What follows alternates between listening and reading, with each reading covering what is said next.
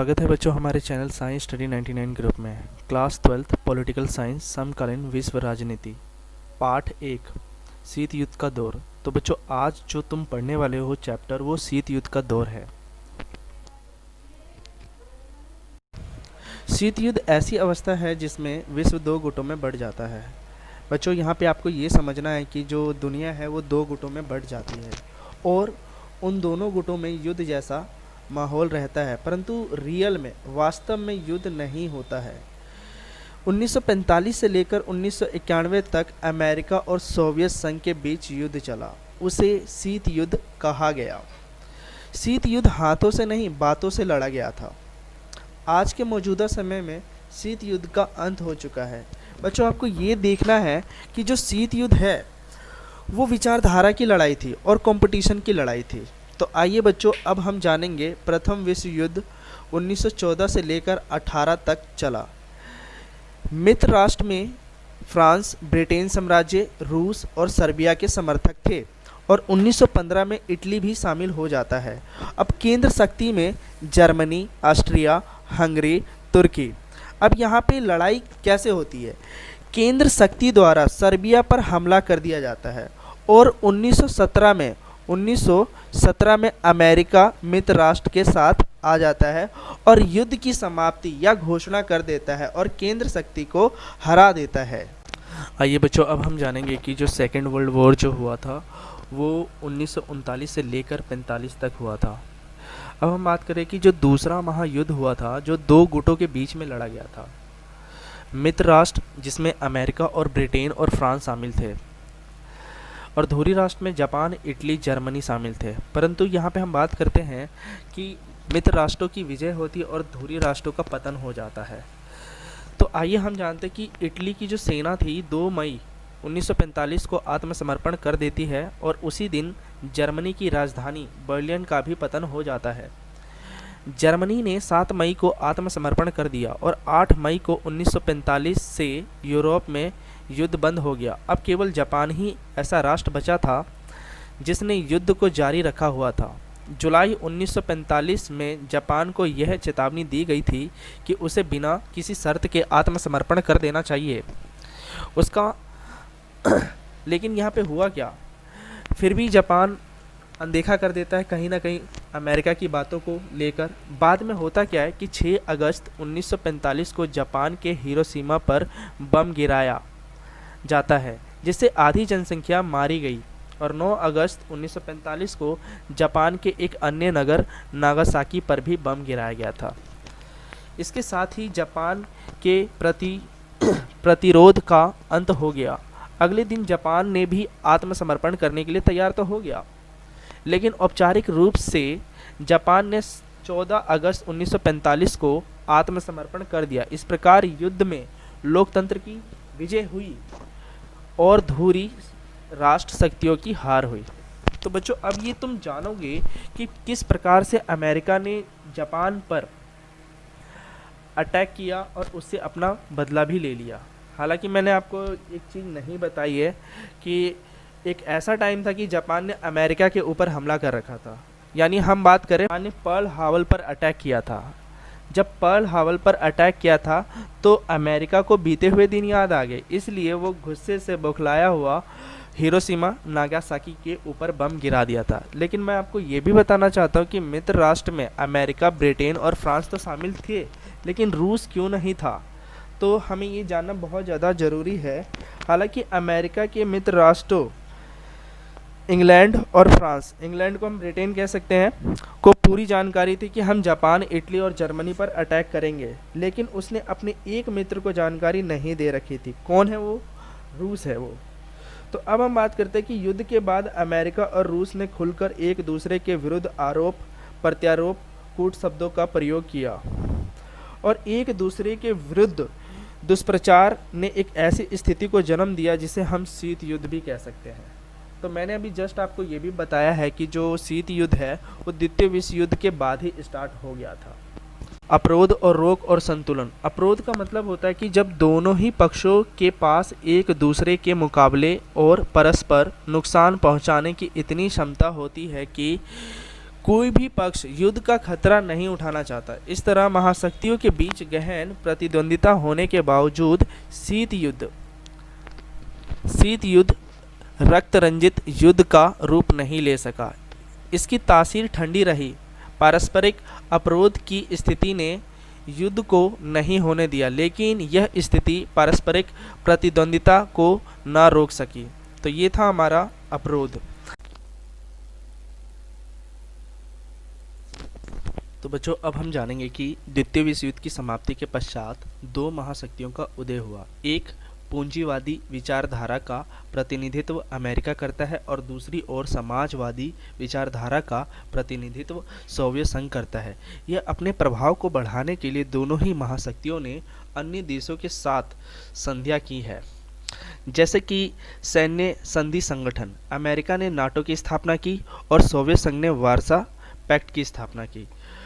NATO की स्थापना 1949 और वार्सा पैक्ट की स्थापना 1955 में। अब हम बात करते हैं कि अमेरिका ने सीटो सेंटो की भी स्थापना की थी। सीटो की स्थापना 1954 और सेंटो की स्थापना 1955 में।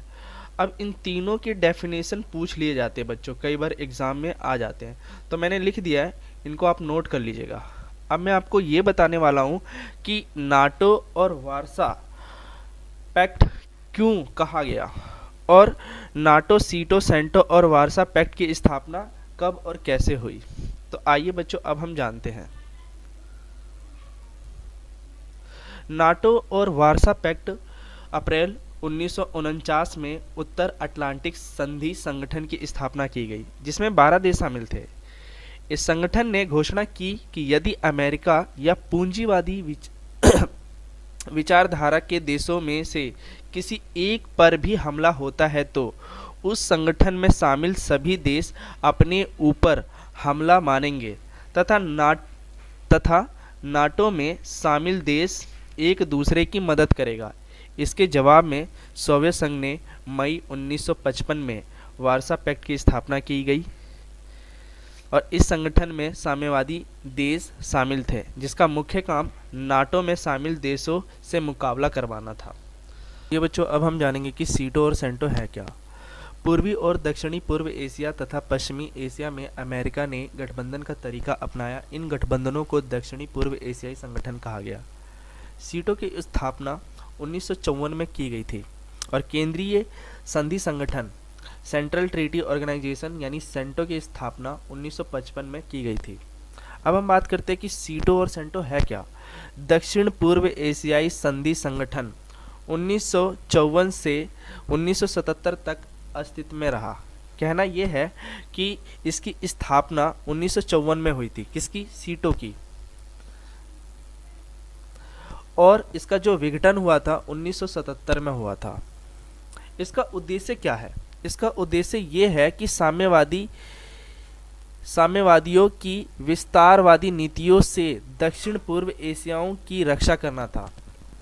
कहना यह है कि जो दक्षिण पूर्व एशिया का जो भाग है, अमेरिका ये चाहता था कि समाजवाद को रोककर पूंजीवाद फैलाया जाए। इसका जो हेड ऑफिस है वो बैंकॉक में है। अब हम बात करते हैं कि Australia, France, Britain, New Zealand, Philippines, Thailand और संयुक्त राज्य अमेरिका इसके क्या है? सदस्य हैं।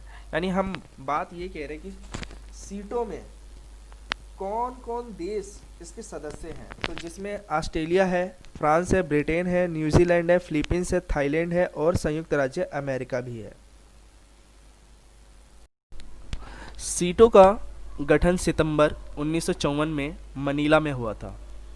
दक्षिण पूर्व एशिया सामूहिक रक्षा संधि के आधार पर हुआ था। इस संधि पर Australia, France, New Zealand, Pakistan, Philippines, Thailand, Britain, संयुक्त राज्य अमेरिका के प्रतिनिधियों ने हस्ताक्षर किए थे। यह संधि फरवरी 1955 में प्रभाव में आई थी।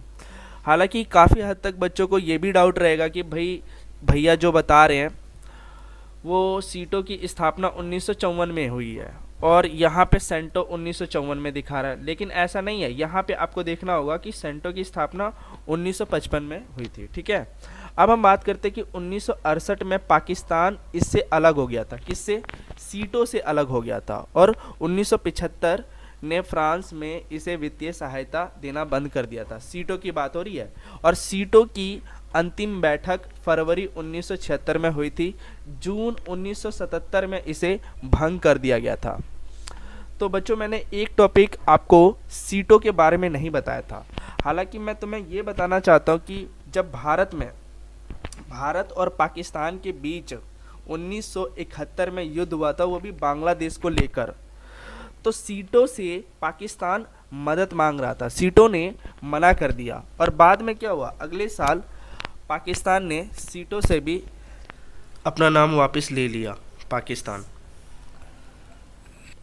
बच्चों, अब हम जानेंगे कि शीत युद्ध के दौर में महाशक्तियों ने छोटे छोटे देशों के साथ मिलकर सैनिक गठबंधनों का निर्माण क्यों किया, अथवा महाशक्तियों होना छोटे और कमज़ोर देशों के साथ मित्रतापूर्ण संबंध क्यों स्थापित किए गए, कारण बताइए। तो बच्चों, आपको ये बहुत ज़्यादा जानना ज़रूरी है, क्योंकि कई बार एग्ज़ाम में ये क्वेश्चन पूछे गए हैं।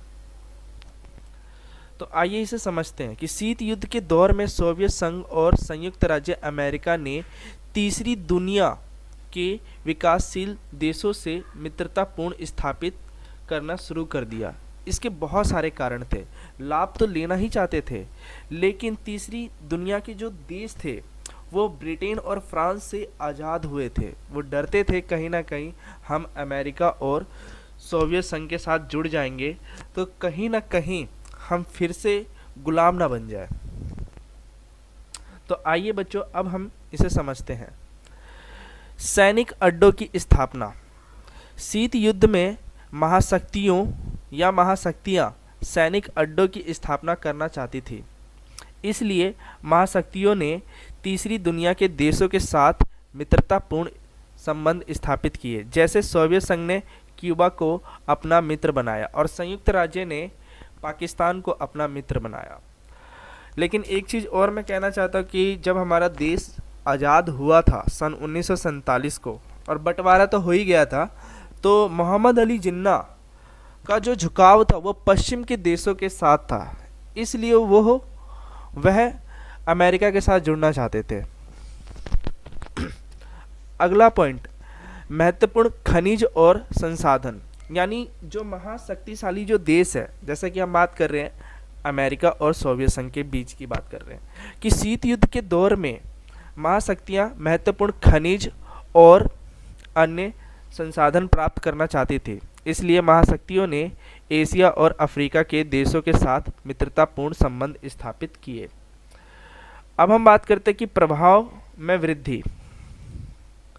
शीत युद्ध के दौर में महाशक्तियां अपने प्रभाव में वृद्धि करना चाहती थी। इसलिए महाशक्तियों ने तीसरी दुनिया के साथ मित्रतापूर्ण संबंध स्थापित किए।